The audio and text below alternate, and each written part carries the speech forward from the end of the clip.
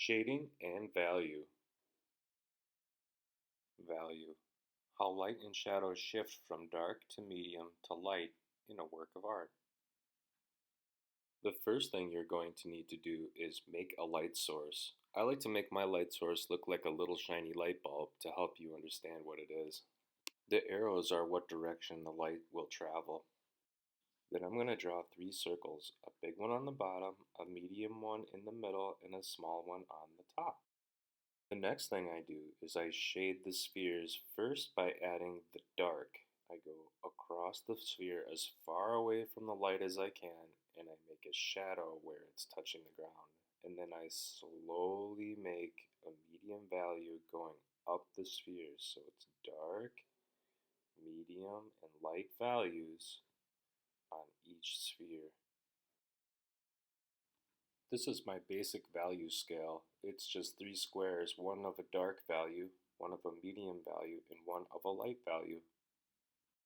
I'm going to shade my spheres one more time. This time I'm going to add my darks a little darker and my mediums a little more medium in value. I'm also going to add little shadows going off away from the light source on my spheres. For more practice with value, I'm going to draw a bunch more circles that I'm going to shade into spheres using dark, medium, and light values. Here I sped up the video of me shading all of these spheres. It's the same as the first 3 though, except for the light sources are slightly different because they're slightly moving around the light source. Here I'm going to draw a horizon line behind my first 3 spheres to help you understand how overlapping in value will help things look like they're 3-dimensional.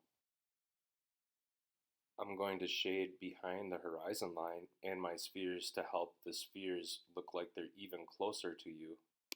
To take this drawing a few steps further, I'm going to add a few more horizon lines for my spheres to make them look like they have a ground to sit on. It will also help the depth of my picture, so my picture looks like it's miles and miles and miles deep. And for all the little spheres that look like they're floating around, I'm going to stick those on the top of a bunch of mountains in the background.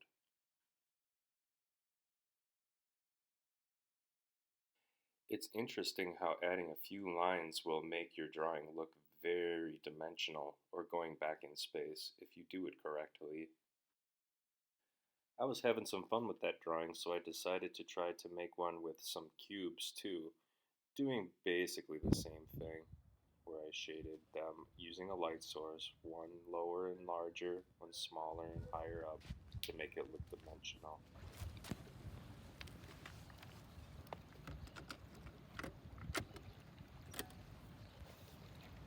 And there you have it, a fun way to draw for you to try out. Good luck!